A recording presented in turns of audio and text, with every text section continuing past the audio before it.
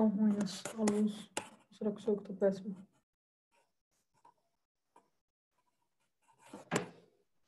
Melhorou.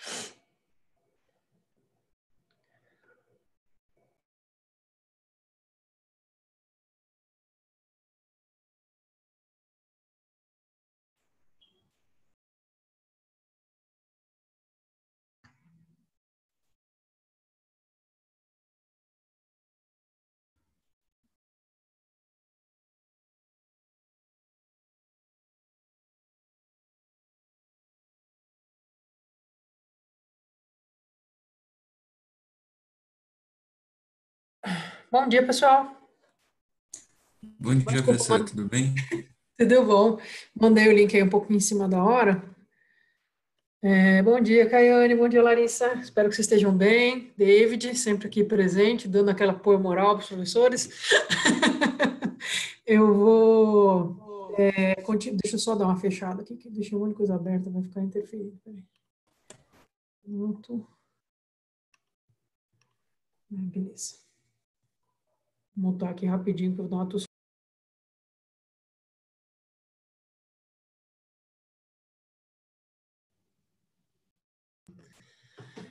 Então, pessoal, bom dia, espero que estejam todos bem. Oi, André, tudo bom? Nós vamos hoje, então, continuar a matéria que a gente parou na semana passada. Acredito que a gente tenha falado da unificação alemã. Lembra da gente falando dos alemães usando o Palácio de Versalhes como se fosse a churrasqueira do brother, para poder coroar, então, o primeiro rei do Segundo Reich, né? E a gente agora vai, então, conversar um pouco sobre a unificação da Itália. Na sequência, pessoal, então, a unificação da Itália e a unificação da Alemanha, elas são muito importantes para a gente entender tudo que vem depois, mas em termos de incidência na prova, a incidência nas provas é mais baixa, tá? Agora, depois dessa nossa explicação sobre a unificação da Itália, nós vamos começar uma matéria que cai geral, despenca todas as provas, tá bom? Que é quando a gente vai conversar sobre imperialismo e neocolonialismo. Então, essa matéria é muito central, tá? Então, nós vamos dar conta da unificação da Itália hoje para a gente poder avançar, tá? Mas já aviso vocês se prepararem espiritualmente aí, porque o nível de atenção é alto que vai ser necessário para a matéria de imperialismo, tá bom? Então, vou abrir aqui o velho PowerPoint para a gente finalizar o processo de unificação italiano. Começar, na verdade, né? A gente nem começou a falar dele. Embora ele esteja dentro da mesma lógica que a gente já explorou na aula passada, falando da Alemanha, né? Então, quando a gente fala da unificação italiana, né, nós estamos falando de um processo que é muito complexo. Por quê? A Itália, digamos assim, não é a Península Itálica, que é esse espaço que a gente está vendo aqui nesse mapinha bem antigo, mas que é muito didático. Então, a Península Itálica, ela já existiu em algum momento, nessa altura do campeonato, sob um único governo, certo, gente? Então, por quê? Porque os caras eram a sede do Império Romano, né? Então, o Império Romano do Ocidente, que teve, então, domínio sobre praticamente uma boa parte do continente europeu, um pedaço também, né, do Oriente Médio, da Ásia Menor, tudo isso, do norte da África, né, que foi, então, uma unidade jurídica, uma unidade política, uma unidade administrativa, uma unidade linguística, né, por algum tempo. Depois, a gente acompanhou o processo, então, dele se desfazendo, e, então, dessa região ficando cada vez mais descentralizada. De maneira que, quando a gente chega lá nos estados modernos, eu mencionei mais de uma vez para vocês, quando falei do Renascimento, que isso aqui era uma bagunça, certo? Uma bagunça por quê? Bagunça é um modo de dizer, não é? Por quê? Porque não tinha uma autoridade centralizada. Então, você vai ter um monte de estados convivendo nesse espaço. E, lógico, que isso vai se transformando, se modificando conforme passa o tempo, né? Então, quando a gente fala aqui dos estados, dos estadinhos, né, dos pequenos estados que a gente tinha dentro da Itália, a gente tinha todo tipo de governo antes de começar o processo da unificação, tá?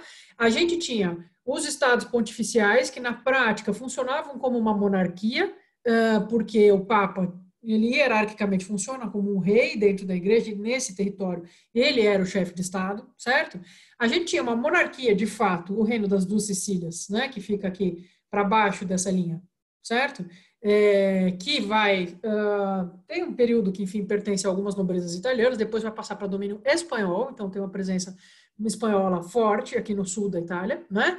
Aí, a gente vai ter algumas cidades que são tradicionalmente repúblicas, né? Então, por exemplo, Veneza e, por exemplo, Florença, mas que nessa altura do campeonato já tinham sido transformadas em espécies de condados, ou, aliás, de ducados, né? Então, já estavam mais centralizadas do que tinham sido em algum momento, né? Então, foram repúblicas com parlamentos, se resolvia, né, nesses encontros, nesses debates em grupo, mas que nessa altura do campeonato a Toscana já tinha se tornado um grão-ducado lá no século XVI e permaneceu assim por muito tempo, e Veneza no século XVIII, que vai perder as suas características mais republicanas.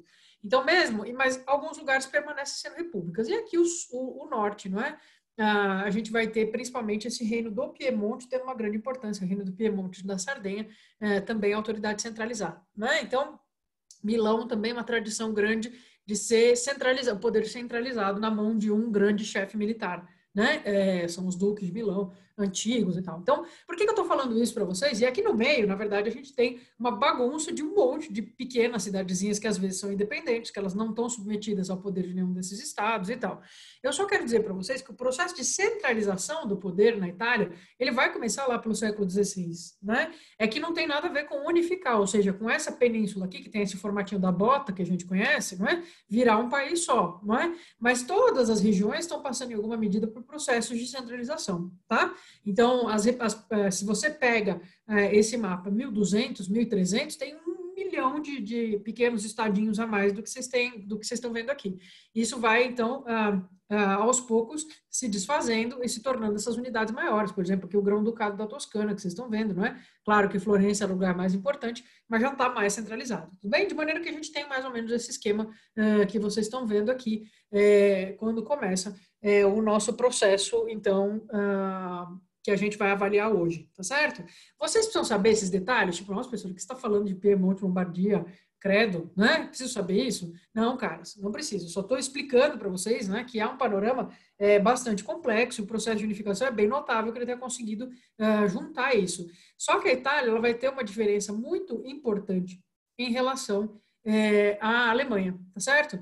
Que é o seguinte, o que une as pessoas na Alemanha, o que vai fazer com que o argumento, né, de que seja necessário se juntar numa confederação enfim, em torno da Prússia, que é o estado mais forte, né, mas o argumento sempre vai passar pela questão da língua, não é, germânica. Então, isso é muito importante para a gente entender a unificação da Alemanha. No caso da Itália, nós podemos falar em unificação em torno da língua? De jeito nenhum, tá? Se vocês querem saber mesmo, tem muitos estudiosos que hoje em dia dizem que a língua, o italiano padrão que a gente escuta, não é? Hoje em dia, se você for para lá, ou enfim, conhecer alguém que é italiano, o italiano padrão, tem muita gente que diz hoje que ele só se disseminou pelo país inteiro, não é? Por essa extensão territorial que vocês estão vendo aqui no mapa, depois da década de 60 do século XX, 1960, com o advento da RAI, da televisão nacional deles, certo? Que aí a televisão falada em italiano padrão se espalhou pelo território inteiro, né? Outro momento muito importante para que isso aconteça foram a educação do período do fascismo, mas enfim, isso a gente vai ver mais para frente, tá?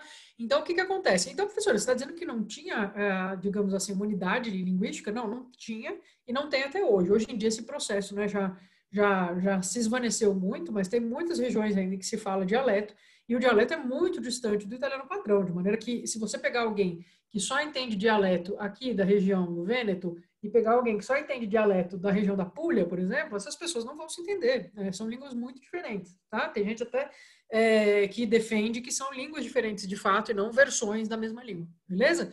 Então, essa unidade cultural, essa unidade linguística que os alemães vão mobilizar para criar a nação deles não era uma realidade na Itália. Tá certo? Pelo contrário, não é? Existia uma tradição que vinha lá desde a Idade Média de descentralização, né?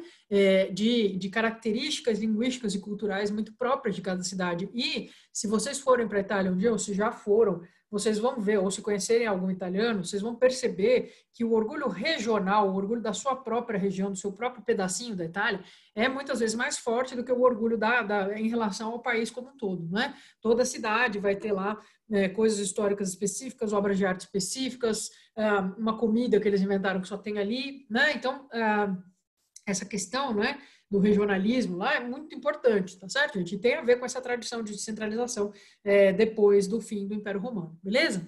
Então, quando a gente fala, nós vamos começar a trabalhar então eu fiz uma retomada um pouco longa aí do que vem antes disso, mas do ponto de vista do vestibular, esse processo vai começar mais marcadamente em 1848, né?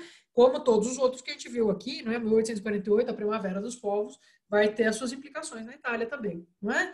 E, num primeiro momento, como é que vai surgir? Então, ó, fica relativamente simples de vocês entenderem.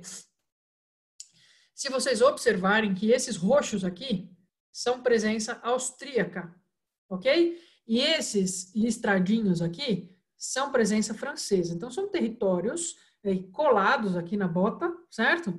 Fazem parte aqui e tal, que estavam sob domínio de nações muito diferentes do que era digamos assim, não é o que os nacionalistas italianos vão reivindicar para fazer uma unidade aqui, tá certo? Então, a presença dos franceses, porque assim, né, existe diferença entre alguém de Nápoles e alguém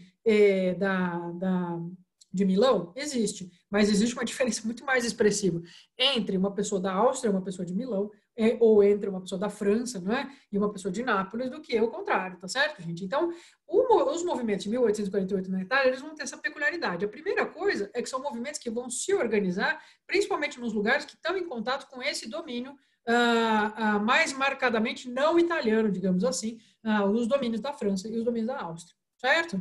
E a gente vai chamar o nome do movimento ideológico que surge em 1848 de Risorgimento, certo? Não pode confundir com o Renascimento, não é? Porque ressurgimento significa o ressurgimento do quê? Da unificação que existia na época da República Romana, ok? Então, a República Romana tinha a Península Itálica toda unificada e é para isso que a gente quer voltar, né? Então, é um movimento que é de característica liberal, ele não gosta das monarquias, ele não gosta dos ducados, né, de poder extremamente centralizado na mão de uma pessoa só, ele não curte isso, tá certo?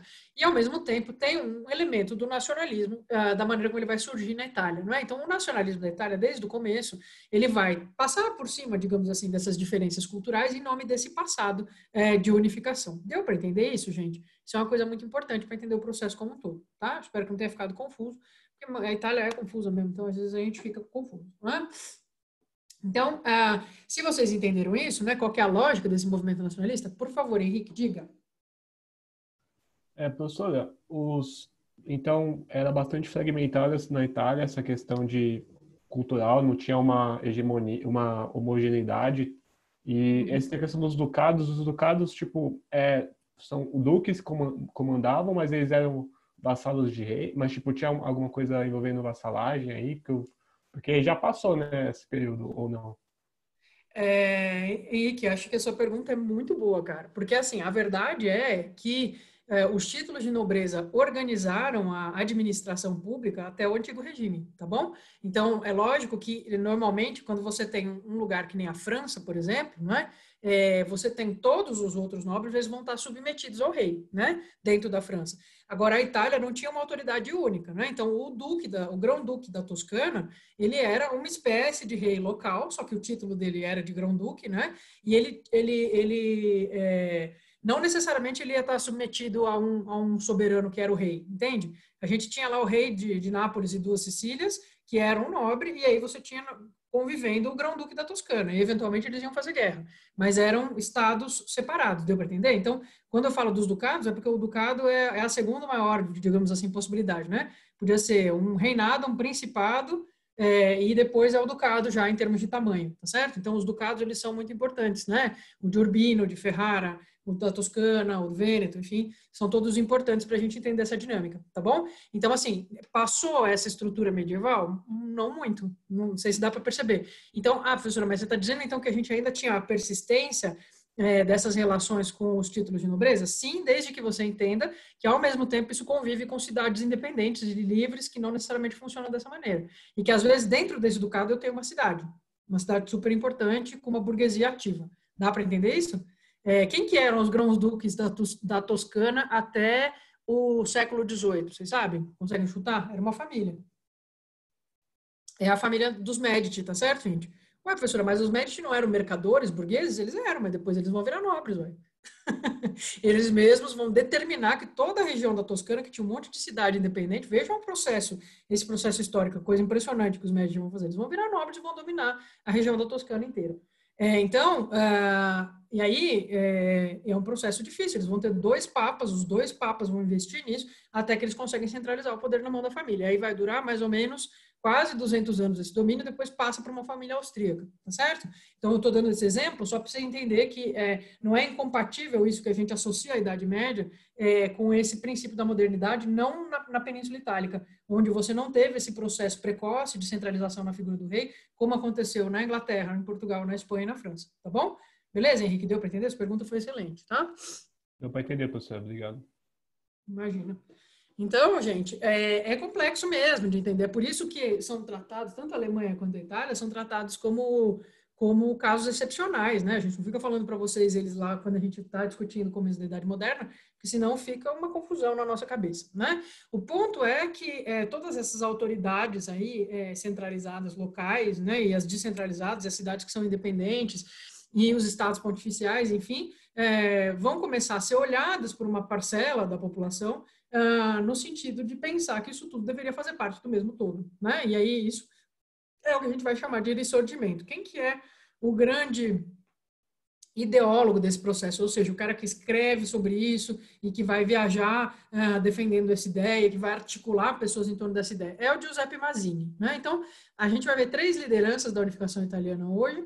A primeira é o Giuseppe Mazzini, que vai ter essa função mais teórica, né? Então, ele vai fundar essa sociedade secreta para tentar articular outros nacionalistas que concordem com ele que a unificação é uma coisa necessária, e vai fazer um jornal que se chama Risorgimento, de onde vai sair o nome do movimento, né? Então, o Mazzini tem essa função, que é uma função ideológica, uma função de organizar um pouco o pensamento a respeito, as justificativas, né? As defesas em relação à unificação em detrimento da maneira como as coisas estavam na Península Itálica. Vocês acham que tem gente que não quer a unificação, pessoal? Vamos pensar um pouco.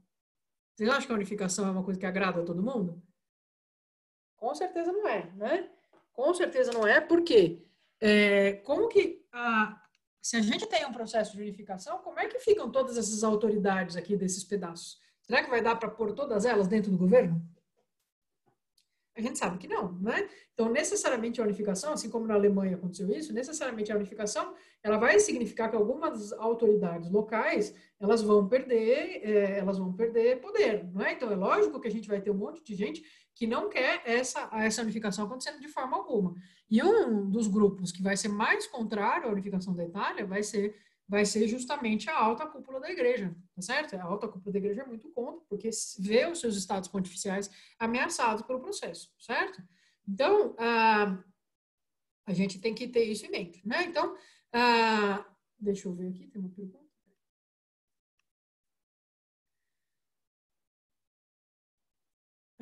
Samuel, depende de onde a gente está, tá certo? Nesse mapinha que eu estou mostrando para vocês, onde que é monarquia funciona como se fosse uma monarquia? O Piemonte é uma monarquia, Nápoles é uma monarquia, por exemplo, Parma não é, a Lombardia é um ducado, funciona mais ou menos como uma monarquia, mas não exatamente, né?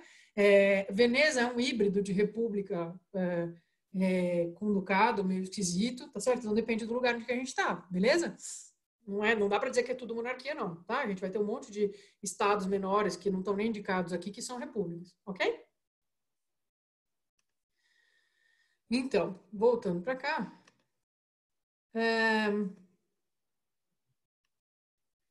O nosso vamos dizer que a gente tem 3 líderes importantes na Itália, e para fins didáticos, para fins esquemáticos, não tem problema se na cabeça vocês dividirem eles em três categorias, tá certo? O primeiro, o teórico, o ideólogo, que é o Mazzini. O segundo, o político pragmático, é o Conde de Cavour, certo? E o terceiro é o líder revolucionário, que vai ser o Garibaldi, tá? Então, esses 3 nomes, preciso conhecer? Precisa ouvir falar no fato de que essas 3 linhas, digamos assim, foram necessárias para que a unificação italiana acontecesse, tá? Então, o Conde de Cavour, né, é a figura equivalente, digamos assim, ainda que de uma forma bem diferente, do Otto von Bismarck na unificação italiana, então precisa ter ouvido falar dele, né? Ele vai ser o primeiro-ministro do Reino da Sardenha-Piemonte, para quem não guardou onde fica, aqui, né? Então, esse pedaço amarelo aqui. Então, ele é o primeiro-ministro do rei da Sardenha e do Piemonte, e ele é um modernizador, não é? Então, ele é um cara que quer modernizar o reino, ele acha que o reino tá caído, que ele precisa se adaptar aos novos tempos, não é? É um cara de uma grande habilidade política e muito pragmático também, não é? Ele é um grande defensor da monarquia, ele quer que o reino se modernize, mas ele não está nem um pouco interessado em que deixe de ser a Sardenha e Piemonte, deixe de ser uma monarquia, e ele percebe rapidamente uma coisa que o Bismarck percebe também. Se eu estou querendo diminuir as rivalidades aqui e estou querendo caminhar para uma unificação, eu preciso investir contra os inimigos externos, não é? E o inimigo externo que está dando mais sopa aqui, digamos, não é? A gente tem tanto a França quanto a Áustria, mas num primeiro momento a Áustria, né? Inclusive porque tem uma questão aí que também é cultural, certo, gente? Então, é lógico, né, que a Áustria de matriz germânica, ela tem muito menos a ver com a Itália do ponto de vista da cultura, então, com a Sardenha Piemonte aí do ponto de vista da cultura, então existe isso que está colocado também, né? A França um pouquinho mais próximo, certo? Então, a Áustria vai ser eleita um inimigo aqui. Eu coloquei aqui esse detalhe, mas, gente, isso é o detalhe do detalhe, tá? Isso aqui não precisa saber, é só porque às vezes vocês ficam em dúvida, tipo, falar, mano, como assim ele provoca a Áustria e a França vai ajudar? Por quê, né? Então, é porque eles vão entrar numa guerra do lado da França, vão entregar Nice e Savoia para a França e vão conseguir brigar com a Áustria, certo? E aí, depois que isso passa, não é? Que eles conseguem derrotar a Áustria com a ajuda da França, eles pensam, por que não agora tentar tomar os territórios que são austríacos, que estão aqui perto da gente, não é? Só que na primeira vez eles perdem, tá certo? Na Segunda Guerra de Unificação, então eles vão ganhar, né? Então, a Segunda Guerra de Unificação, num primeiro momento, briga aqui com a Áustria, roda, certo? Num segundo momento, consegue ganhar e vai conseguir unificar esse pedação do norte aqui todo, com base nessa medida militar, digamos assim. Então, nessa coisa de brigar contra a Áustria, junta um monte de gente, uma grande aliança dessa galera toda de rosinha aqui, e para conseguir expulsar a Áustria daqui, tá certo? Então, o Piemonte vai liderar esse processo e, de fato, vai conseguir expulsar a Áustria, né? Só de onde eles não conseguem. Eles não vão conseguir expulsar logo de cara aqui do Vêneto, tá certo, gente? Dessa região que está em verdinho aqui. Tá? Mas de resto eles expulsam dessa parte, e aí vão começar, vamos dizer assim, que esse é o processo, digamos assim, inicial de transformação da Península Itálica numa única nação, beleza? Fala, David, diga. Professora, se a Itália mexeu com a Áustria, por que ela não comprou briga com a Alemanha? Quer dizer, com o Império Germânico que estava se formando. Com a Prússia, isso. Por que não teve uma briga entre eles? Eu não entendi. Na verdade, ela vai fazer isso, tá? Quando for, ela em alguns momentos ela vai entrar do lado da Prússia contra a Áustria, porque o problema deles é a Áustria, tá bom? Então tem algumas guerras dessa época que eles vão entrar assim do lado da Prússia, tá? É que eu não tô entrando muito no detalhe, porque senão a gente fica louco, né? São muitas informações, mas o teu raciocínio é perfeito, é tão perfeito que inclusive eles fizeram isso, né? Eles pensaram a mesma coisa que você, por que não? Se tem alguém aqui enchendo o saco da Áustria, por que a gente não apoia, né? Então eles vão fazer isso, tá? O ponto é, gente, e assim, só para não ficar muito confuso, não é que esse pedação colorido aqui de cima, à exceção do Vêneto, que é esse verdinho aqui, vai virar um blocão com base nesse ataque ao inimigo externo, que é a Áustria, tá certo? Então, o Cavour vai conduzir esse processo, assim como o Bismarck conduziu um processo parecido na Alemanha, né?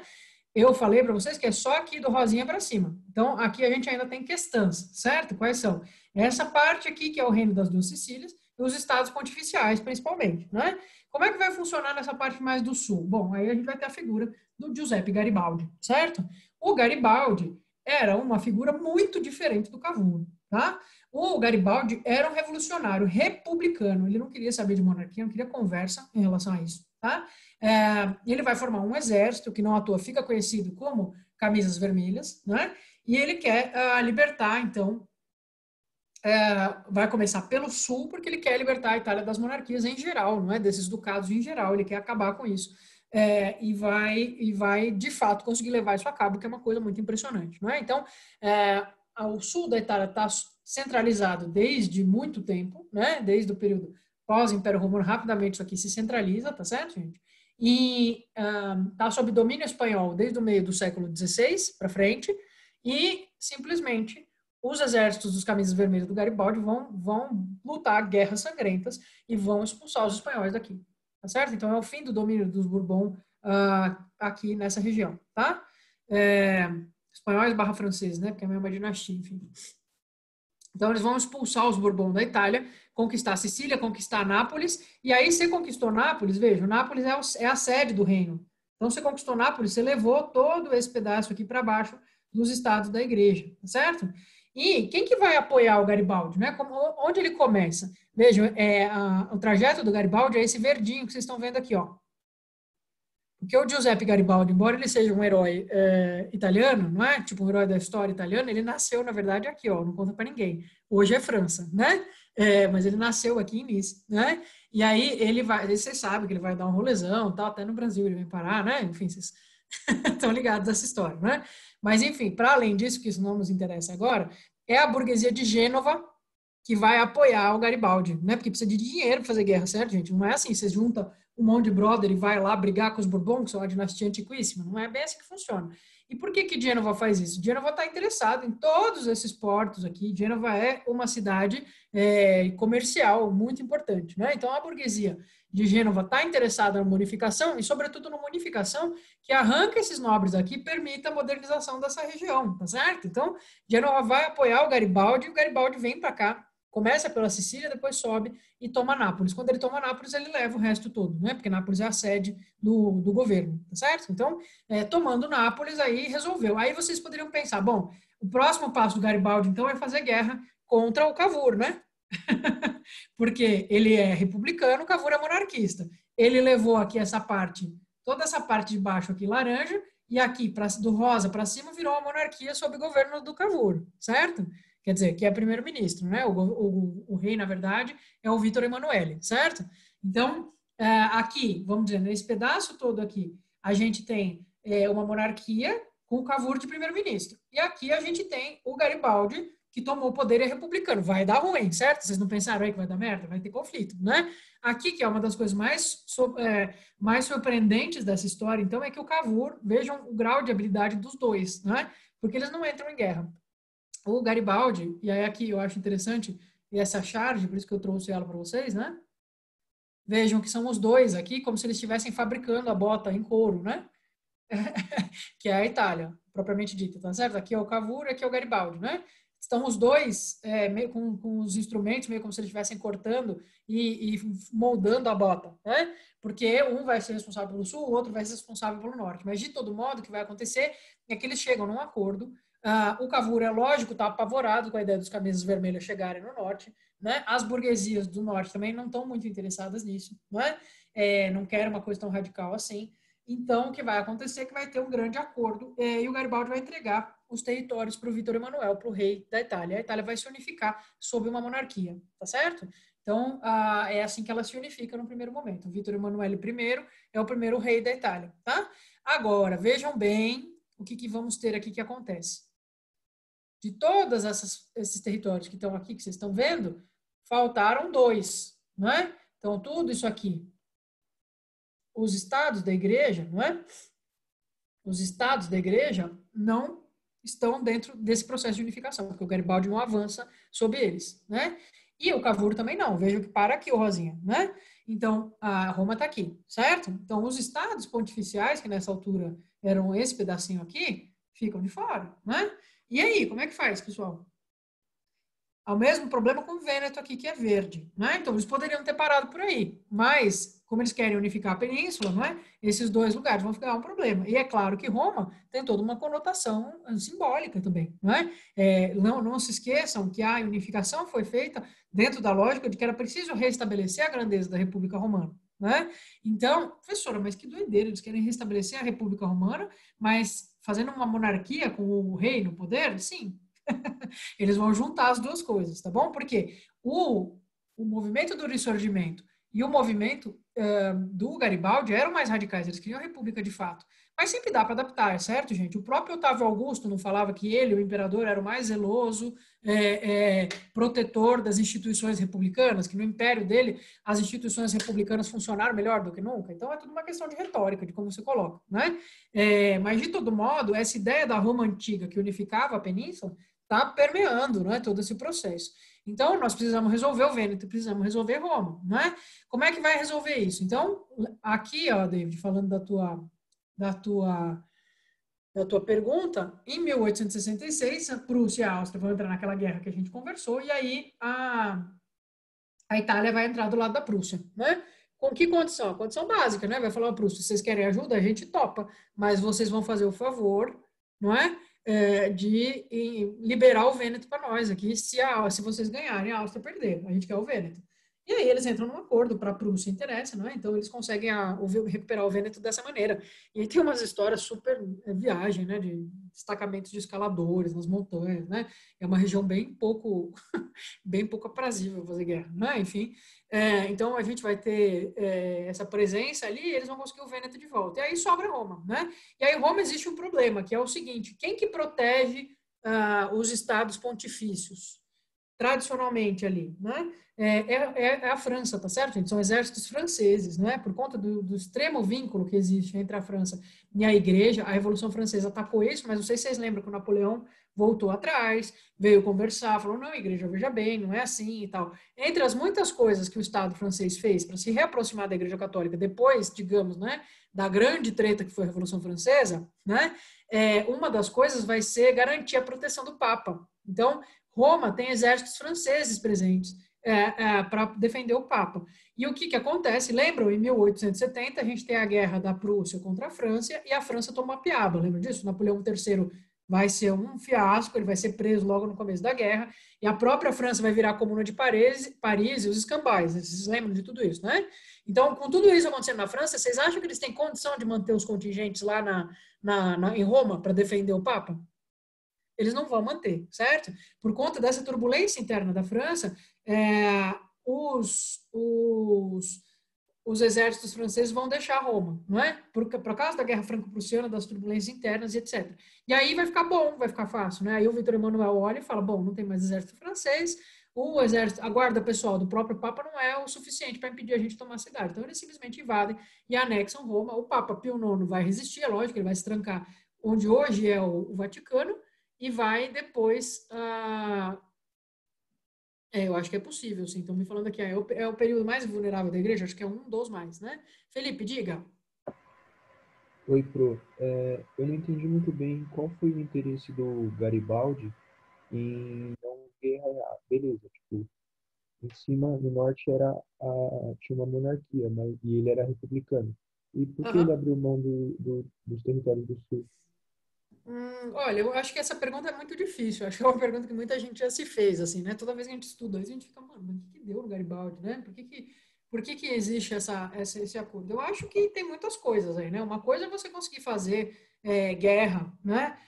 Para libertar de um inimigo comum tão evidente quanto uma família nobre, antiquíssima, né? No modelo do antigo regime, sendo que a gente já está em 1870, né? A outra coisa é você ter perna para continuar essa guerra em regiões que são muito mais fortes do ponto de vista militar, muito mais complexas do ponto de vista da logística, enfim, né? Então, não é uma coisa exatamente simples levar a guerra para o resto da península, né? E além disso, depois tem que entender que também para a burguesia de Gênova não necessariamente interessava, que foi quem financiou no primeiro momento, não interessava uma treta interna grande, né? O que eles queriam era arrancar os Bourbons dali, né?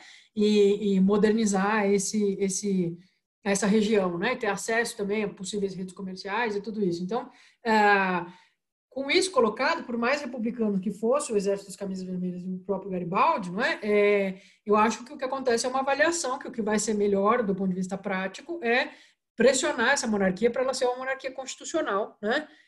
Não extremamente centralizada, e conseguir um meio termo aí. Mas é uma pergunta difícil sua, tá, Felipe? Não te digo que não tem uma resposta assim, taxativa que a gente possa dar, mas também, acho que um pouco por essa avaliação, né? Tem uma série de fatores aí que estão indicando que continuar na guerra vai ser ruim para o próprio grupo que estava fazendo a revolução propriamente dita, né?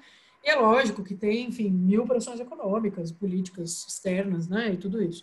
Mas vamos pensar que essa altura do campeonato, 1870, né, 1860, enfim, é um momento em que as nobrezas em geral e a alta burguesia também está meio escaldada com a revolução, né? Tem coisas muito radicais acontecendo em diversos lugares. Então, se em 1789 uma boa parte da burguesia francesa embarca na Revolução Francesa, porque fala, cara, isso aí é só assim que a gente vai arrancar esses nobres daqui a tapa, nessa altura do campeonato aqui já tinha acontecido coisas extremamente radicais contra a própria burguesia, né? Então, digamos que ela não está com inclinações tão revolucionárias assim, como ela teria, sei lá, 60, 70 anos antes, tá? Então, acho que também tem que levar isso em consideração, né? Existe uma menor radicalização desses grupos que teriam recursos, né, patrimônio, enfim, para investir numa guerra civil, por exemplo, entre o norte e essa parte do sul que era republicana, né? Então, acho que tem todas essas questões que estão aí colocadas, né? A parte mais radical, mas vocês não acham que a parte mais radicalizada dos camisas vermelhas ficou feliz com isso, né? Óbvio que não, né? Então, a gente vai ter focos em que as pessoas continuam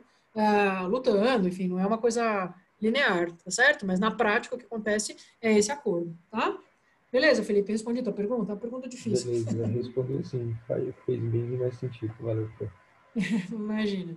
Então, o que acontece, eu estava contando aqui o que aconteceu com o Papa, né? Então, o Papa se tranca no Vaticano e, lógico, ele vai usar todas as conexões, toda a capacidade diplomática dele para reclamar e falar que ele virou um prisioneiro de guerra, né? Falar, olha, esses malucos aqui que resolveram unificar a Itália me prenderam, isso aqui é o meu território, território da Santa Igreja, né?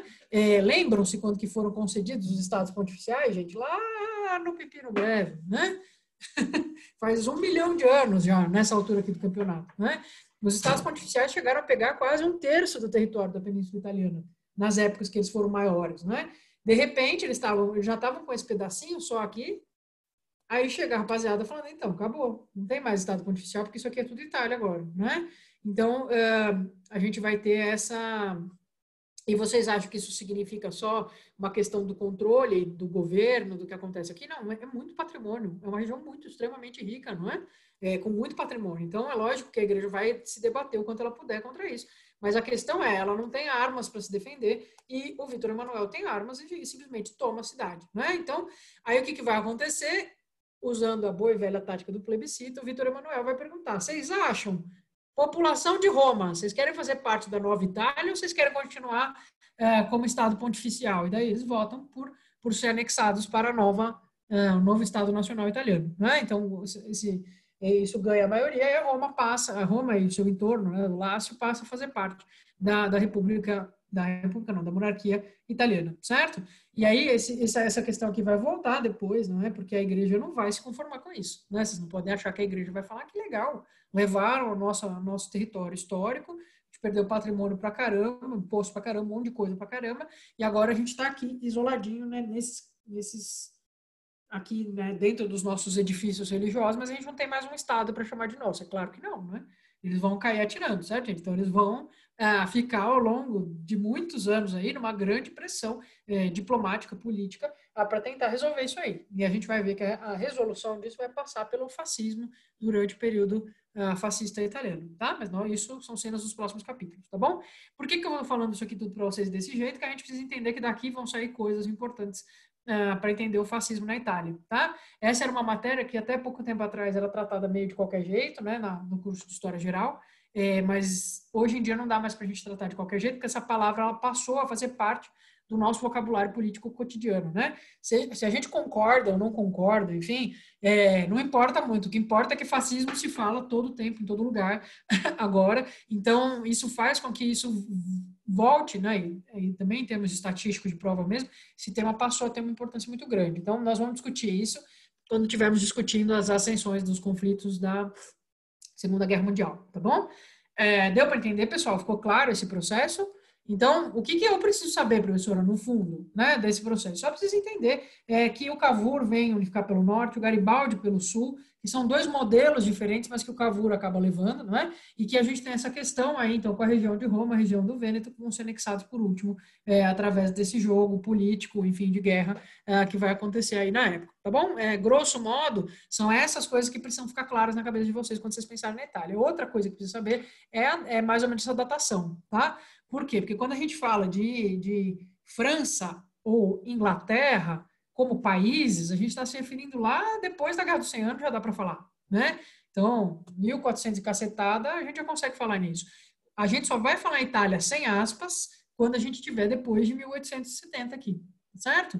Então, é um ano muito importante, 1870, 1871, não é? Em que a gente tem a criação dessas grandes nações, com aquele caos todo que está acontecendo na França, não é?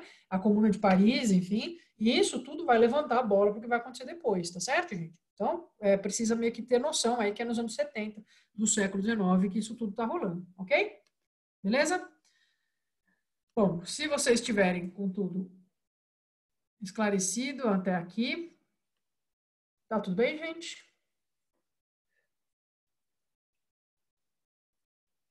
Samuel, eu respondi tua pergunta, acho, quando eu respondi para o Felipe, não é isso? Agora que eu vi a pergunta aqui no chat, tá? Então, caso vocês estiverem esclarecidos a esse respeito, eu vou passar então para outra matéria agora, tá? Que a gente ainda tem muitos momentos de aula. E agora sim a gente vai para uma matéria que, caras, cai muito no vestibular, tá? Então, agora nós vamos trabalhar 3 temas que não tem como separar muito um do outro, tá bom? Aliás, 4, na verdade, se vocês quiserem considerar, né? Então, nós vamos falar de 4 nomes que vocês precisam ter na cabeça o que significa cada um deles, tá bom? A primeiro, vocês já ouviram falar provavelmente em geografia, se não ouviram, vão ouvir falar, e eu sei que é redundante, mas eu não tenho opção, porque ele economicamente estrutura todo esse processo que nós vamos estudar agora, é a segunda Revolução Industrial, certo? Num segundo lugar, nós vamos falar sobre o que significa imperialismos, esse fenômeno dos imperialismos que vão acontecer ao final do século XIX, certo? Depois, nós vamos falar de um fenômeno chamado racismo científico, ok? E, em quarto lugar, juntando tudo isso numa linda massa, só que não, né, num pior bolo da história da humanidade, a gente tem o neocolonialismo, tá certo? Então, a gente tem que entender, não é, o que são esses 4 conceitos, quer dizer, quando eu falo de imperialismo no século XIX, do que eu estou falando, o que é a segunda Revolução Industrial, o que é neocolonialismo, qual que é a relação que existe entre todas essas coisas e como tudo isso, né, de alguma maneira, tem uma liga que está dada aí do ponto de vista das ideias das pessoas que passa pela instituição do racismo dentro da ciência, certo, gente? Então, pode não parecer fazer sentido para vocês agora, nesse primeiro momento, mas a gente precisa entender isso. Então, falar de colonialismo é um negócio difícil, tá? Já vou avisar para vocês que é baixo astral, tá certo? Colonialismo no século XVI já é uma bad, não é? O neocolonialismo no século XIX consegue piorar o que já era ruim, né? Então, nós estamos falando de uma ferida, ok?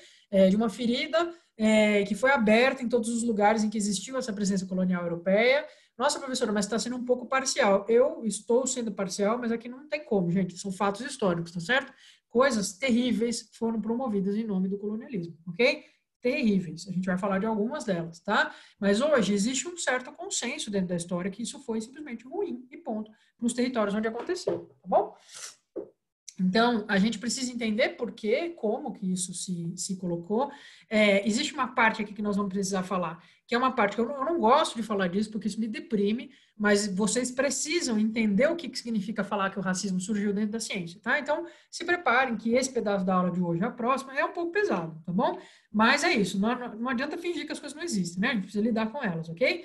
Então, vamos entender como é que isso se manifesta e por que quando a gente fala no racismo dentro da ciência, não existe exagero nenhum da parte do professor de história, não existe interpretação ideológica nenhuma, são simplesmente os fatos dos textos, né? Tá certo? Então, vamos lá. Primeiro, vamos começar pela questão econômica, né? Então, vamos falar um pouquinho sobre o que significa a segunda Revolução Industrial, qual que é a diferença entre a primeira e a segunda que a gente estava trabalhando até agora, né? Então, vou abrir aqui. Pois não. Desculpa, eu tive uma pergunta só do assunto anterior, só porque eu fiquei com uma dúvida em questão de Veneto. Eu entendi a questão de Roma, porque demorou para ser anexada, né, pela questão da igreja, e aí teve a evacuação das tropas. Qual foi a questão de Veneto mesmo que eu acabei me perdendo? Então, é aquela região de Veneza, não é? Eles não conseguem, ela está sob domínio austríaco também, mas eles não conseguem dominar ela naquela primeira guerra que eles fazem contra a Áustria, tá? Então, ela fica, é um território que permanece sob domínio austríaco ali, tá certo? Então, eles vão, voltando lá no slide, deixa eu te mostrar no mapa, que senão fica confuso, peraí. Boa pergunta tua, tá? Ainda bem que você perguntou, porque senão você ia ficar confuso depois. Peraí. Então, ó, não que, enfim, eu acho que não é muito comum no vestibular eles perguntarem detalhes, né, gente? Mas é bom para entender o processo aqui, ó. Então, o verdinho e os roxinhos aqui, todos estavam sob domínio austríaco. Esse pedação aqui era a Áustria, certo? Quer dizer, eram cidades independentes por muito tempo que estavam sob domínio austríaco nessa altura do campeonato. Beleza? Aí o que vai acontecer? O Trentino e a Istria, eles conseguem retomar na primeira vez que eles vão se juntar com a França contra a Áustria, certo? Mas esse verdinho aqui, que é a parte mais rica, a parte mais importante, eles não conseguem, que é o Vêneto, certo? Beleza? E aí o que vai acontecer? É por isso que eles vão se juntar com a Prússia para conseguir o Vêneto, tá certo? Eles vão precisar de um round 2 aí para conseguir esse território, ok? Deu para entender? Entendi, prof. Obrigado. Imagina. Então vamos lá, gente. Vamos tirar o band-aid do imperialismo e do neocolonialismo logo, né? Porque essa matéria é complicada. Aí a gente vai entrar em século XX, caras, e baixa bastante o astral, tá? A aula de história sempre é um pouco deprimente, eu acho, né? Porque a gente acaba tendo que lidar com coisas que a humanidade fez que não são exatamente, nossa, que legal, né? Mas no século XX a gente vai ter um grau, né, enfim, de massacre, de atrocidade, quantidade de gente que morre em cada conflito, né, que realmente deixa a gente meio impactado. E algumas das coisas, acho que mais terríveis que a humanidade conseguiu produzir foram nesse período, né, do fim do século XIX e começo do século XX ali, até a metade. Então, enfim, fiquem preparados aí, que infelizmente a aula de história vai ser meio fedida nas próximas semanas, tá certo? Para a gente lidar com essas coisas, né? Então, a primeira Revolução Industrial, eu fiz essa tabela, eu acho que ela ajuda, mas ela não ajuda se vocês encanarem que vocês têm que decorar tudo, tá? Se a gente estivesse tendo aula na sala de aula, eu jamais daria essa tabela pronta para vocês. Aqui eu ia entregar uma folha para vocês e a gente ir preenchendo juntos, né? Como nós estamos fazendo aula online, eu perco um pouco esse recurso, então a gente tem que ir conversando sobre a tabela com ela já pronta, o que tende a fazer vocês perderem muito a atenção. Então, eu só vou comentar algumas coisas aqui. Professora, eu preciso saber isso tudo de cor? Não, não precisa. Mas o que você precisa ter muito na cabeça? Você precisa ter muito na cabeça que existe uma diferença substancial entre as duas revoluções industriais e por isso os efeitos que elas vão produzir também são diferentes, né? Então, a primeira coisa que aí precisa saber, gente, não tem alternativa, tá bom? Esses dois primeiros quadrinhos aqui precisa saber, ok? Então, quando eu falo de primeira revolução industrial, a sua cabeça tem que ir para o 1700 e cacetada, mais lá para o fim do século, e vai chegar até o começo do século XIX. Se eu falo segunda revolução industrial, você tem que pensar de 1850 até a Segunda Guerra Mundial, ok? Então, são períodos,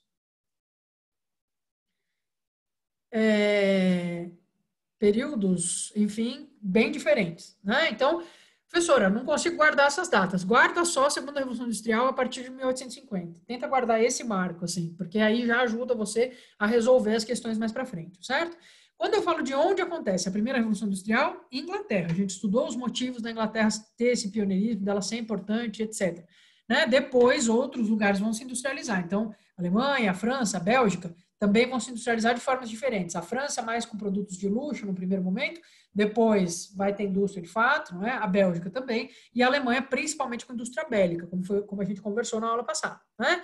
Do ponto de vista da inovação tecnológica, o motor a vapor é a principal coisa, não é? Que aí eles vão aplicar para tudo, então vão colocar nas máquinas da indústria têxtil, que é a mais importante, e também vão colocar nos navios, vão colocar nos trens, né? Então é o mesmo motorzinho adaptado a essas coisas todas que vai provocar uma revolução tecnológica super importante, não é? Então, como essas coisas são a vapor, a principal forma, não é? A principal energia motriz é o carvão, a queima de carvão, e aí, por conta da importância que o carvão vai ter, e pelo fato também dela se dar na Inglaterra, a gente vai ter uma, digamos assim, não é? Quando a gente vai analisar onde que acontece a Revolução Industrial, isso vai ter muito a ver então, que cidades e que lugares vai ter muito a ver com a proximidade das minas de carvão, porque isso facilita a produção, não é? E com a disponibilidade de mão de obra. Precisa de gente para trabalhar, e você tem lugares que você vai ter muita gente disponível, né? Na primeira Revolução Industrial, então, que a gente tem o estabelecimento do trabalho assalariado como principal forma de trabalho, digamos assim, não é? É lógico que até hoje existe escravidão, até hoje existe trabalho servil, mas o trabalho assalariado vai ganhar espaço como a principal forma de trabalho, né? E aí a gente vai ter toda aquela coisa que a gente já conversou, as longas jornadas, trabalho infantil, não tem direitos trabalhistas, né? Não tem regulamentação e toda aquela coisa. Quando a gente fala da segunda Revolução Industrial, então a Europa Ocidental continua, não é? Fazendo parte desse processo, mas a gente vai ter três sujeitos que entram aí na história, tá certo? Os Estados Unidos da América, desde o século XIX, a União Soviética, notem que não está escrito Império Russo, está escrito União Soviética, porque como a gente está falando de um período que vai de 1850 até 1945, vai ter que acontecer a Revolução Russa para a União Soviética se industrializar, tá certo, gente? Então é um período bem depois desse que a gente está conversando. E o Japão também vai ser aí, enfim, do século XIX, que vai passar pela industrialização, certo? Então, existem outros locais que vão fazer parte desse processo, tá? Num período inicial, ou seja, 1850 para frente, onde é que ela está acontecendo? Estados Unidos e Europa Ocidental, ok? Então, a grande inovação tecnológica vai ser o motor a combustão, mas também vão inventar o aço, a energia elétrica, a metalurgia e a petroquímica. Então, é um salto muito absurdo do ponto de vista energético, não é? Do ponto de vista da tecnologia. Aí a gente vai ter a importância da indústria petroquímica, da hidroeletricidade, entrando junto com o carvão, né? A gente vai ter a criação de um monte de outros meios de transporte, além dos navios e trens a vapor, então vamos ter o uso do diesel, os automóveis, os caminhões, mais posteriormente os aviões, né? Tudo isso vai fazer parte desse processo. A localização dos lugares em que ela acontece vai ter a ver muito mais com a disponibilidade de matéria-prima ou do mercado consumidor do que no caso da primeira Revolução Industrial, né? Então existe aqui uma mudança, digamos, de foco. O que é mais estratégico quando o cara está pensando em abrir uma indústria durante o período da segunda Revolução Industrial? É essa disponibilidade de matéria-prima na proximidade do mercado consumidor ou das redes de exportação, né? Então digamos que ela vai ser mais global do que a primeira Revolução Industrial, né? E aí a gente tem, do ponto de vista das relações de trabalho, a gente vai ter a criação da linha de montagem no começo do século XX, então 1913, né? Ford vai inventar isso, e aí isso vai levar a uma, entre aspas, especialização do trabalho, né? Não é a especialização do jeito que a gente entende hoje, que seria a pessoa vai, estuda bastante, né? Enfim, e fica, e aí ela entende muito daquilo que ela está fazendo. Não, ela é especialização porque ela vai ficar com um pedacinho só de uma atividade muito mais complexa e vai dominar só aquele pedacinho, né? Então, isso também é uma característica da segunda Revolução Industrial, não da primeira, tá certo? Preciso decorar isso tudo? Não, mas só para a gente entender que está tendo uma modificação aqui, não é? E a gente não pode falar de imperialismo, de neocolonialismo, se a gente não falar de segunda Revolução Industrial, tá? Porque justamente pelo fato de entrarem muito mais atores aqui, por conta dessa melhora tecnológica, vai permitir uma produção muito mais vasta, não é?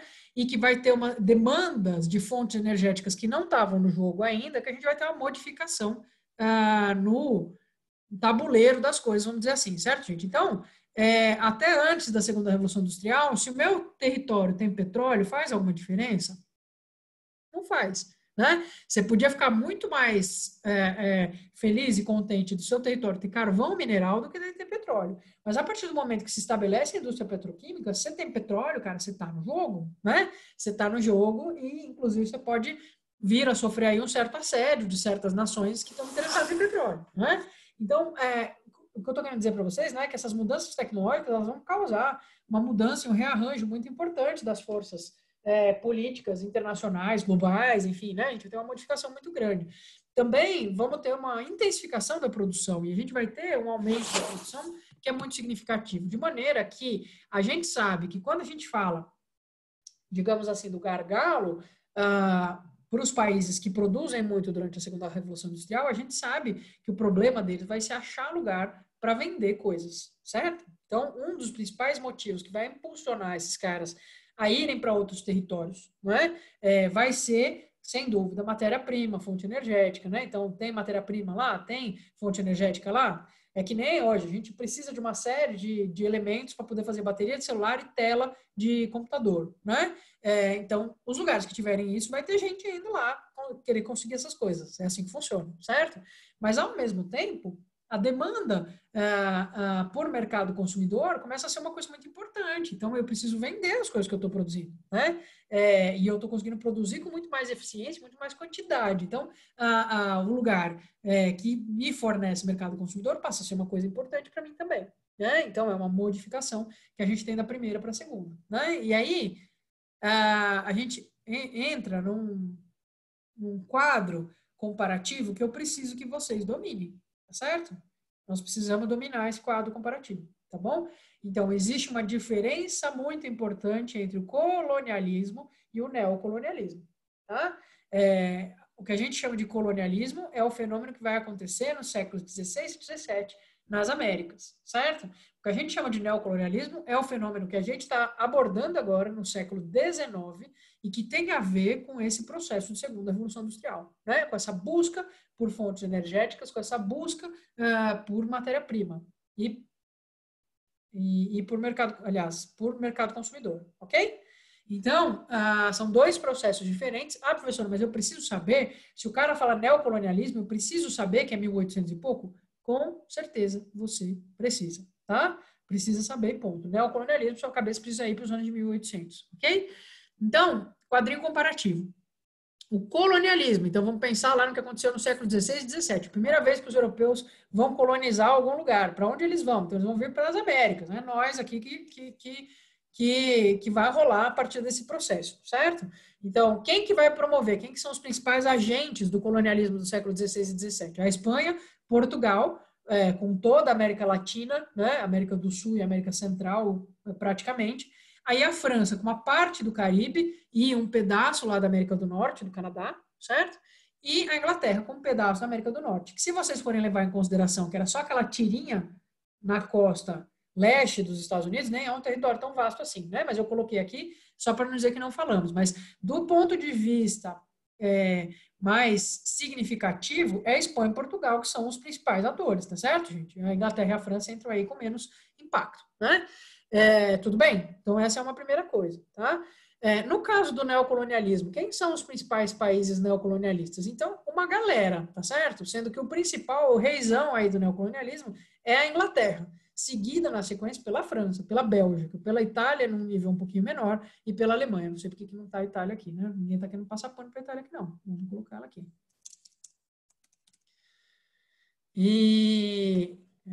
Assumam seus BOs, europeus.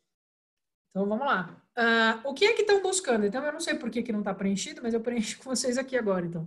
O que buscam os países colonialistas no século XVI e XVII? Ou seja, Espanha e Portugal estão afim do quê? Por que eles vêm encheram o nosso saco aqui, né? Vocês podiam agora estar correndo felizes, pelados, com onças pintadas, tá certo? Mas vocês estão aqui fazendo um cursinho pós-colonialismo. O que aconteceu?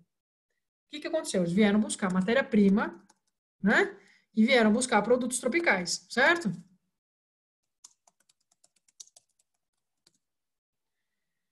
No caso do neocolonialismo, a busca principal é por matéria-prima e por produtos tropicais? Não, eu acabei de falar para vocês. Isso precisa saber, ok, gente? A busca principal é por mercado consumidor para esses produtos dessas indústrias da segunda revolução industrial e também fontes energéticas. É isso que é principal, tá? Pois não, tem alguém me fazendo uma pergunta? Um segundo. Me perguntaram aqui se realmente daria para ter uma onça. Não, acho que ter uma onça não, mas talvez você pudesse conviver com ela feliz, né? Acho que não sei se essa ideia de propriedade da onça faria sentido numa sociedade nativa americana. Depende da cultura também, né? A gente podemos avaliar. Eu estou lendo um livro aqui sobre mitologias tupinambás, que chama, inclusive, Meu Destino é Ser Onça, sobre as onças. Acho que isso tem uma relação sim com as onças. Depois que eu ler, eu conto para vocês qual é, tá? Qual que é a justificativa para o colonialismo do século XVI e XVII, pessoal? Quer dizer, como é que Portugal e Espanha justificavam a presença deles aqui? Por que eles estavam aqui? O que eles estavam fazendo de importante aqui? Ou vocês acham que eles conversavam, né? Que eles falavam, a gente está aqui para roubar tudo que vocês têm de precioso, porque é isso que a gente faz. Catequização? A igreja? Isso, perfeito, né? Então, perfeito, Ana Beatriz. Então, a justificativa é religiosa, não é? A justificativa é religiosa, a justificativa é a salvação da alma dos pagãos, tá certo? E no caso do neocolonialismo, pessoal, a justificativa ela não vai ser religiosa. Ela é uma justificativa que vai parecer ter uma lógica, digamos assim, vai se basear na ciência, a gente já vai ver como, não é? Com uma coisa que a gente chama de fardo do homem branco. Ok? Talvez você já tenha ouvido falar disso, não é? Então, essa ideia de que, digamos, os europeus, eles estão num estado mais avançado do ponto de vista civilizatório, e é um favor que eles fazem para todos os povos do mundo de estar presentes nos outros territórios para levar a civilização com eles, né? Então, é um pouco essa lógica, a gente já vai conversar um pouco mais sobre como que isso se organiza, tá? Então, existe uma justificativa aí de uma superioridade da civilização europeia em relação às outras, tá certo?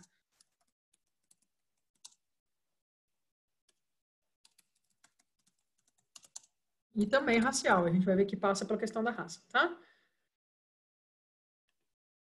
Vou colocar suposta aqui, só para vocês não verem esse slide depois fora de contexto e achar que a professora é neonazista, né? Suposta superioridade civilizacional e racional dos europeus, tá certo?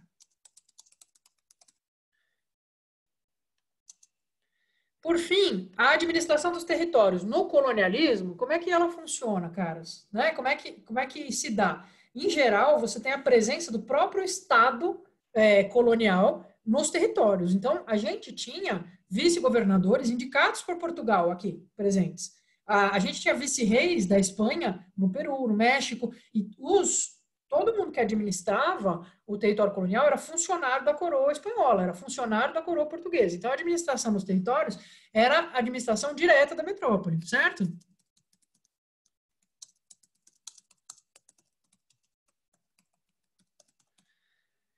Agora, quando a gente fala do período do neocolonialismo, não é necessariamente assim que eles vão funcionar em geral. A Inglaterra não vai pegar e simplesmente decidir que ela administra a Índia agora. Não. O que eles vão fazer é se aliar com elites locais e dividir o poder com elites locais favoráveis à sua presença, tá? Ou vão selecionar algum grupo local e transformar ele numa espécie de elite local, certo?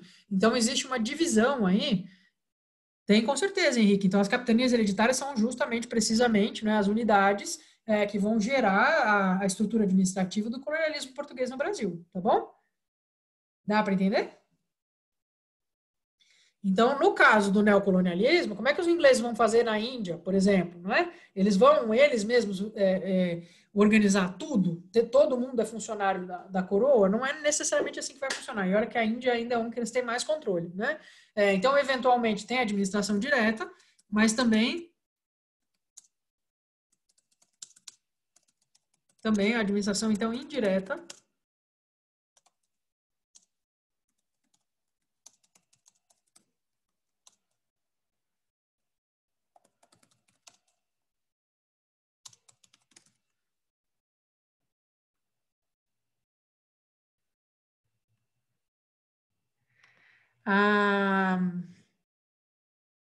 Certo. Estão me perguntando assim, qual a posição geral da igreja em relação a esses estados no novo processo civilizatório? Está pensando, Glaucio, imagino que você esteja pensando no neocolonialismo, né? Então, aqui, no século XIX, como é que a igreja se posiciona a esse respeito? Aí a gente tem uma complicação, né? Primeiro porque a igreja, como vocês podem reparar, não é? Não dá nem para a gente comparar a importância cultural e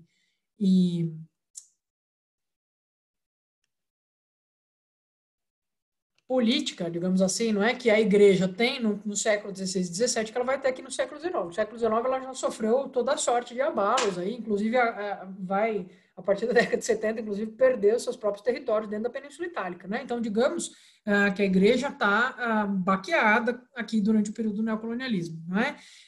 Aí vai depender do lugar em que a gente está, tá certo? Então, tem lugares em que ela as suas seus tentáculos locais, digamos assim, não é, vão ser fortes apoiadores do neocolonialismo, tá certo? Mas eu não diria nem que ela é uma força, tipo, super importante nisso, tá?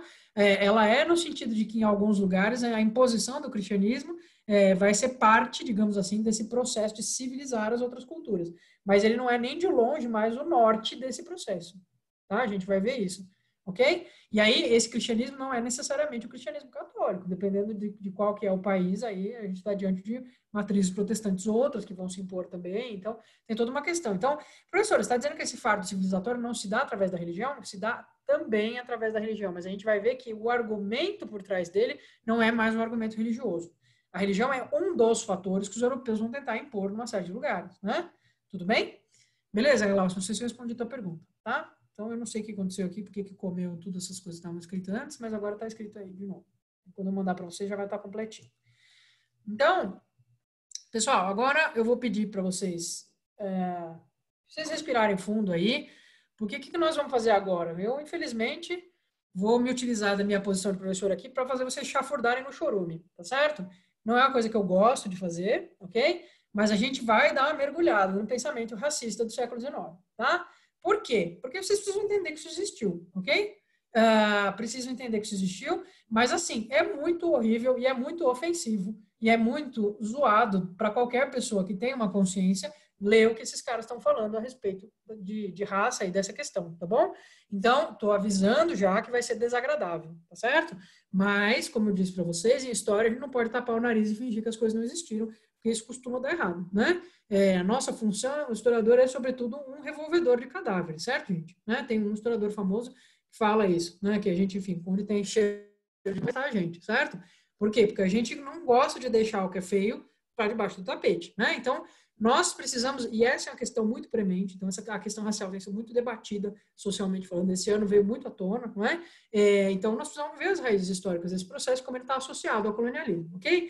Então a primeira pessoa que vai usar raça no sentido que se usa modernamente, né, a palavra, é o François Bernier, que é um médico, um viajante lá em 1684, que ele simplesmente está descrevendo que, conforme ele viaja, ele está vendo pessoas de características físicas diferentes, né? Então, chega num lugar, as pessoas têm a pele mais clara ou mais escura, o cabelo mais enrolado, menos enrolado, mais liso, enfim, são mais baixas, são mais altas, e ele soma essas características físicas que são diferentes do que ele está esperando, já que ele é francês, não é? E ele vai dizer, essas pessoas são de uma raça diferente. Então, é a primeira vez, digamos assim, do ponto de vista do vocabulário, que a palavra raça é usada com esse sentido, né? Para descrever grupos, então, que são fisicamente diferentes, tá? Professor, eu tenho uma questão. Como é que a gente pode ficar trabalhando com o critério raça, hoje em dia, se geneticamente, por exemplo, a gente sabe que raça não existe? Quer dizer, que a diferença entre duas pessoas que têm um fenótipo completamente diferente, do ponto de vista genético, é insignificante. De quando que é essa descoberta a respeito da genética? Vocês sabem? Em que ano que se descobriu isso? Em que ano que se publicou o mapeamento do genoma humano? 2003. Eu estava no cursinho. Eu lembro disso ser discutido no cursinho. Foi em 2003 que saiu o artigo na Nature que divulgou, então, que o genoma humano tinha sido mapeado e, inclusive, né, todas essas conclusões que vão chegar aí a partir disso. Então, a gente sabe que, do ponto de vista biológico, a ideia de raça é uma ideia inexistente, tá certo, gente? Não existe uma diferença expressiva do ponto de vista genético entre um ser humano e outro, por mais diferente que seja o fenótipo. Vocês sabem disso, né? Agora, por outro lado, do ponto de vista social, existia um processo de demarcação de diferenças entre as pessoas a partir das suas características fenotípicas. Tá claro isso? Então, existiu esse processo histórico, e esse processo está atrelado a outros processos que a gente vai tentar entender aqui hoje.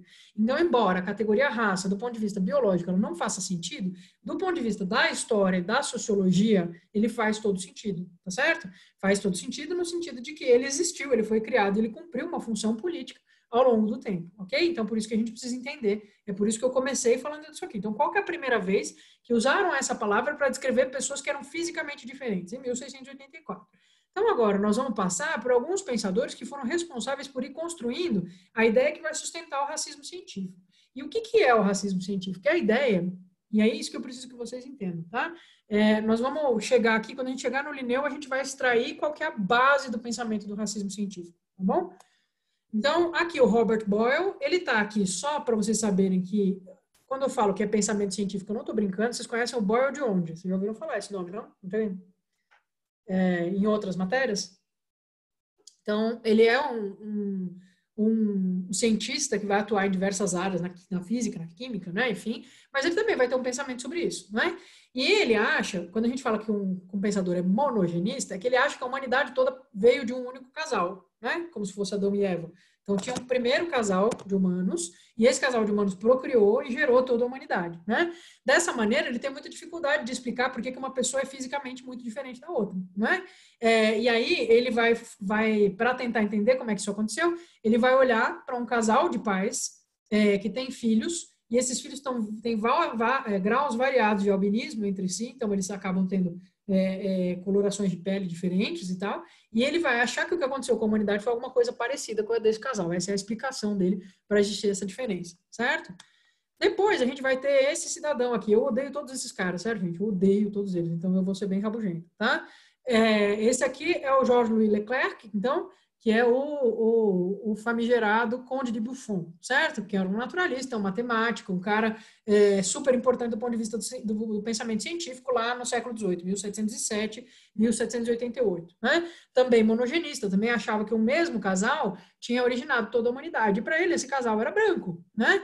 E aí, ele não só se contentava de dizer que esse casal era branco, europeu, não é? Como ele dizia que as outras possibilidades fenotípicas, digamos assim, só existem porque degeneraram por causa do ambiente. Tá? É daí que surge essa ideia. Então, este senhor, né, desagradável, é o responsável por essa ideia de que em condições ambientais muito extremas, então é muito quente, ou é muito frio, ou é muito deserto, a espécie humana ela degenera, ela piora, e aí a gente vai ter esses outros grupos surgindo, né, que são fisicamente diferentes, tá certo? E para ele não tem problema algum, se você reverter os extremos ambientais, aos poucos você reverte essa degeneração. Então, ou seja, dá para todo mundo voltar a ser branco, desde que se controle as condições ambientais ao longo do tempo de gerações, né? Então, percebendo que aqui já tem uma coisa esquisita, não é? A partir do momento que você inclui, não é, essa ideia de uma degeneração que vem do ambiente, já tem uma coisa aí que está colocada que é uma coisa muito grave, que é uma ideia de que existe um polo melhor e um polo pior. Estão percebendo? Só que isso não vai surgir de forma completamente explícita logo de cara, não é? Supostamente, esses caras só estão tentando explicar como que a diversidade humana surge, né? Mas eles já estão fazendo enviesado dessa maneira. E aí a gente vai ter nosso coleguinha, Linneu, Carlos Linneu, que é um grande naturalista, certo, gente? Responsável por enfim, organizar as espécies, as plantas, dos bichos, enfim, né? Então, é um cara muito importante para a história da ciência, mas é também ele que vai, pela primeira vez, fazer de um jeito organizado uma coisa que depois vai abrir uma caixa de Pandora da desgraça, certo?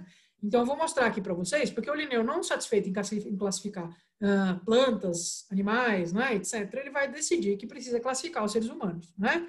E aí, ele vai criar essa classificação aqui no Sistema Natural, então, que é de 1767.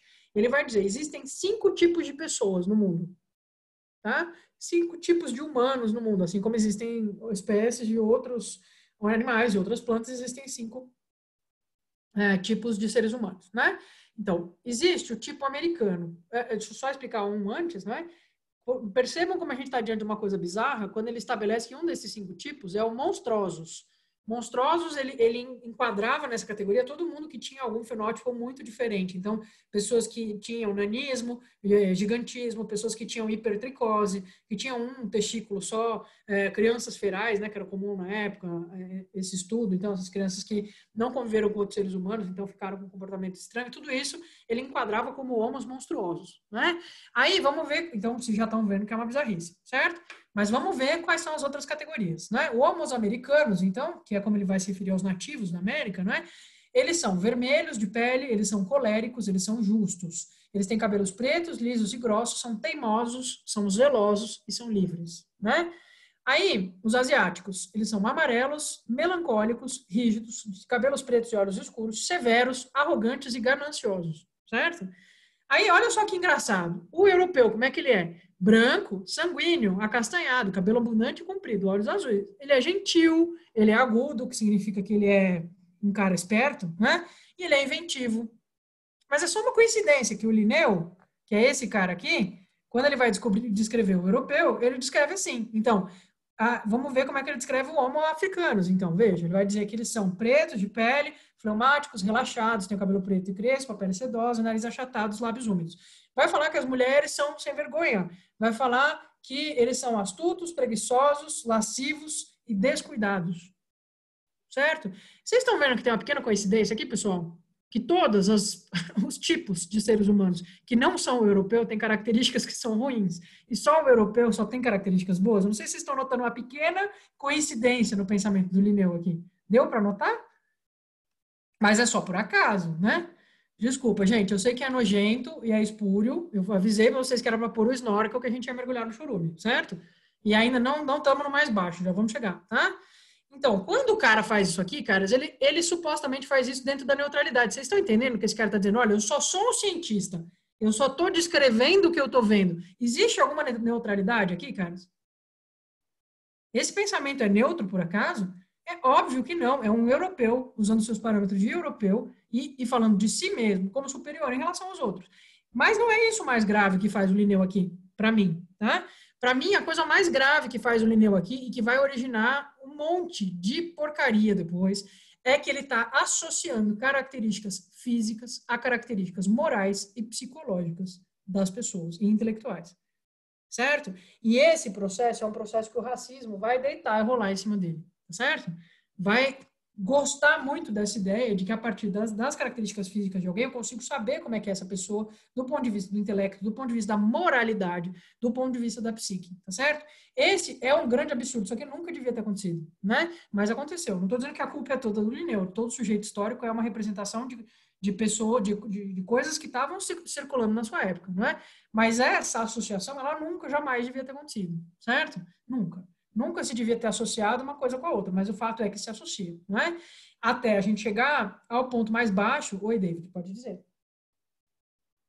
Não, professora, termina, por favor, melhor. Não, terminei, porque eu vou anunciar o próximo slide só, para a gente encerrar esse papo. Então, a noção de estereótipos surgiu mais ou menos aí, né?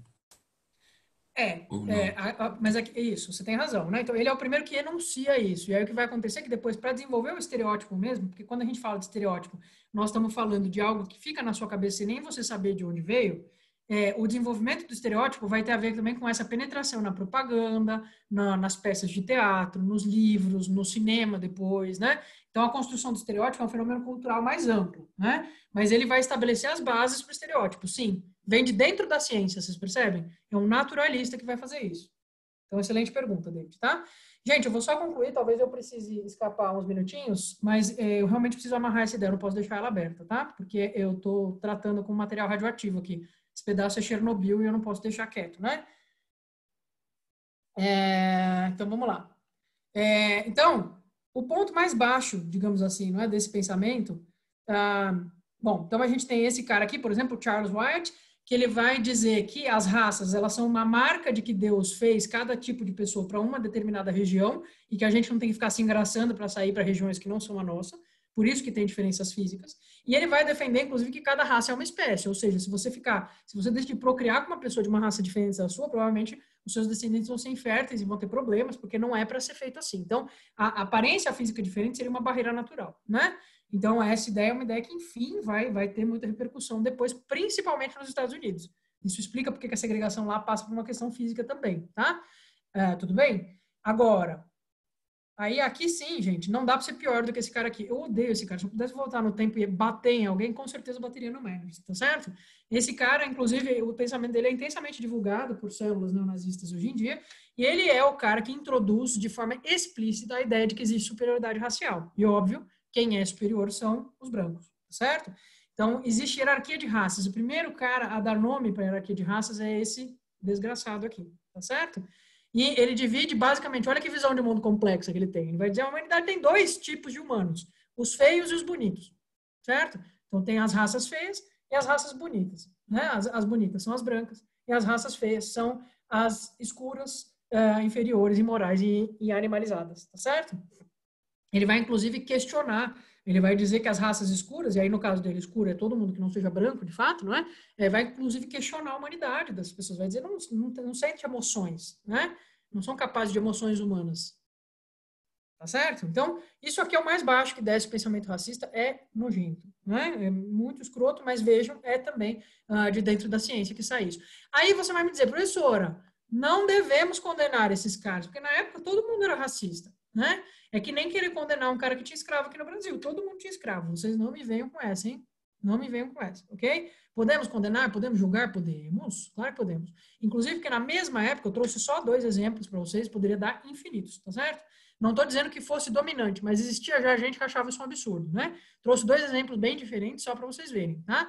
O primeiro é Antoine Benezet, então, que é um abolicionista super importante norte-americano, né? É um cara, vejam, 1713 até 1784, esse cara dedicou a vida dele a brigar contra a escravidão e a criar escolas para as crianças negras, porque ele era completamente contrário ao pensamento racial, que estava surgindo dentro da ciência, é lógico, era dominante, não estou dizendo que não fosse, tá certo, gente? Vai se estabelecer, inclusive, como verdade científica, mas mesmo na época que está surgindo, tem gente contra, não é? E o outro exemplo maravilhoso é o Luiz Gama, aqui no Brasil, então, não é? O Luiz Gama, que é um homem que vai ser, enfim, vai passar por um passado de escravização, vai se tornar advogado na prática, né, rábula, na verdade, que é um cara que consegue entender dos processos legais, mas não tem o título, e ele vai sozinho, só por ação dele, alforriar mais de 500 pessoas, né? Então, você vai me dizer que não tem como não ser racista? Não é por aí que a coisa funciona, tá certo? Vocês têm que entender que é sempre disputa, ok? É sempre disputa. Tem pessoas que vão achar que esse paradigma resolve muitas questões e vão abordar esse paradigma e vão levar ele para frente. E vai ter gente sempre que vai achar isso errado, não é? É que essas pessoas que acham errado vão ser minoritárias, dependendo da época que a gente está e onde a gente está, o pensamento racista vai ter muito mais força ou vai ter menos força, certo? De todo modo, vejam como o fardo do homem branco não é um papo de professor de história, não é a gente que inventou esse termo. Eles usavam isso. Isso aqui é uma propaganda de 1898, certo? Em que eles estão falando, olha, o primeiro passo para você deixar mais leve o seu fardo do homem branco é ensinar as virtudes da limpeza. Então, use o sabonete Pierce, certo? E aí você tem aqui esse cara com esse uniforme, não é? Lavando as mãos, e vejam aqui, né? A cena tem aqui um nativo acocorado, enquanto tem uma outra pessoa com uma roupa, um chapéuzinho, enfim, aqui então entregando alguma coisa para ele, né? Eles usam, ó, vejam aqui, the white man's burden, né? É a própria expressão fardo do homem branco sendo usado na época como argumento para você comprar sabonete. Tá certo? Então, não é a gente que inventou isso, né? Não foi a gente que inventou que existe racismo científico, certo, gente? E que os europeus efetivamente vão usar o argumento do fardo do homem branco, da missão civilizatória para dominar os lugares, né? Então, a gente vai ver que isso, só para finalizar, que isso penetra de formas variadas. Os estereótipos contra fenótipos não europeus vão estar presentes em todo quanto é lugar. Então, isso aqui é uma propaganda de veneno para ratos, né? Que dizia basicamente de forma meio um pouco sutil, que era como se tivesse um chinês na sua casa comendo rato de tão bom que era o veneno, não é? E por que se fala isso? Porque existe esse estereótipo associado aos asiáticos, principalmente nos Estados Unidos. Essa aqui é uma propaganda norte-americana, não é? Os estereótipos negativos associados aos asiáticos no fim do século XIX, começo do XX nos Estados Unidos, são terríveis, né? E os nativos-americanos, é lógico que não vão escapar disso, né? Vejam aqui a propaganda do Fundo Patriótico Nacional, que diz, do Canadá, que diz: olá, cara pálida, minha pele é escura, mas o meu coração é branco, por isso eu também dou para o Fundo Patriótico Canadense. Para dizer que esse nativo americano é bom, você diz que ele tem um coração branco, certo? Então, isso, gente, vai dominar a cultura de uma forma muito intensa, mas isso acontece também porque está ligado a esse processo de expansão econômica, industrial, e essa presença que é muito, extremamente lucrativa dos países europeus em diversos territórios do mundo, tá bom?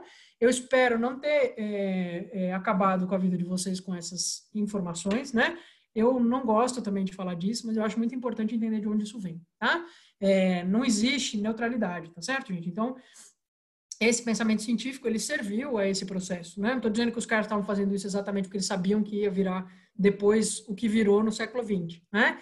Mas é um fato que uma coisa está ligada com a outra, a gente precisa ser crítico em relação a isso. Tudo bem?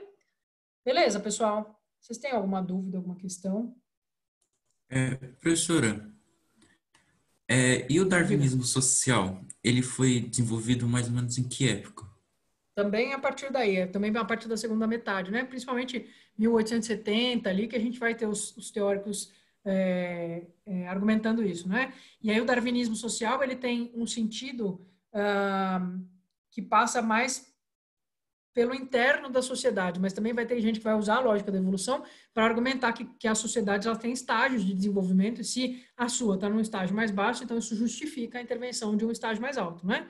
Então, o europeu que está no estado mais alto de civilização, ele pode intervir nas sociedades nativas da Oceania, da China, da Índia, da América, enfim, porque ele vai estar fazendo um bem com isso, né? Então, é um pensamento, de fato, muito grave, né? Mas tem a ver com o darwinismo social também, tá, David? Não está desvinculado, não. Quer dizer, eu mostrei para vocês antes, tá? Estou mostrando uma coisa que normalmente vocês não costumam ver, que é como isso se organiza antes do século XIX. Depois do século XIX é só vai se ampliar e se acentuar e ficar mais grave. E aí os pensadores do racismo mesmo, da hierarquia de raças, vão ficar cada vez mais radicais, né? Então, mesmo a discussão sobre miscigenação ou não miscigenação, sobre necessidade de segregação ou não. Então, isso vai se acentuando, ficando cada vez pior, chegando no auge desse processo, que é o nazismo, né? Que propõe, de fato, efetivamente a eliminação, tá certo? Tudo bem, pessoal? Professora, só mais uma coisa. Claro. Em relação ao colonialismo, antes de Hum. ter interferência científica e tal, era mais religiosa, mas como que era o racismo, se é que existia algo assim do tipo, nesse contexto, que era mais por influência religiosa? Então, o que acontece é que a gente tem, sim, não é, uma ideia de superioridade europeia também no século XVI e XVII. É só que a justificativa não vai ser tão racial, né? Então, existe um questionamento, inclusive, da parte dos europeus, né? Por exemplo, qual que era a explicação que eles davam para existir diferenças de fenótipos, né? Como que pode? Se eles são religiosos, eles acreditam que todo mundo veio do Adão e Eva. Por que as pessoas são diferentes entre si? Por que na África elas vão ser de um jeito e na Europa elas vão ser de outro? Sei lá, né? Então tem a explicação da maldição de Cã, né? É uma explicação religiosa, uma leitura tortuosa feita do Velho Testamento, que falaria que Noé tem um ancestral que foi amaldiçoado e tal.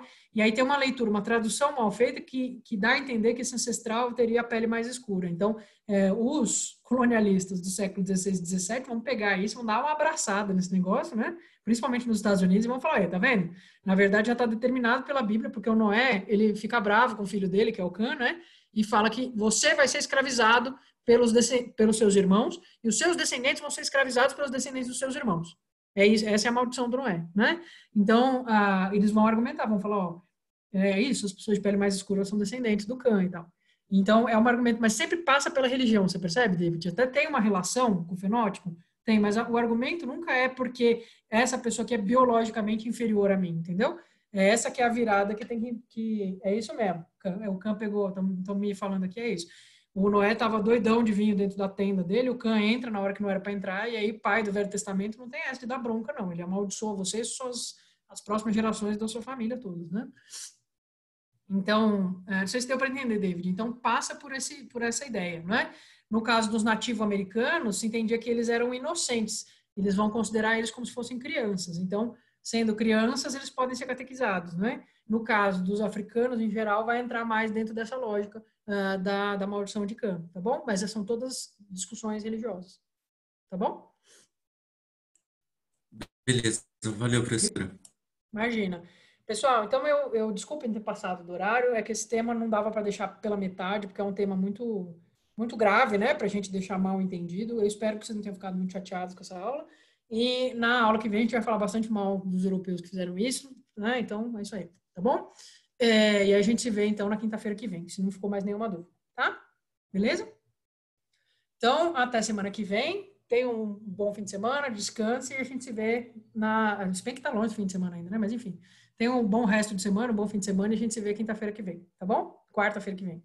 Até mais, gente. Beleza. Tchau, professora. Obrigadão e boa semana. Obrigado, boa semana. Tchau, tchau. Tchau, professor. Obrigado. Boa semana para você. Obrigada eu. Valeu.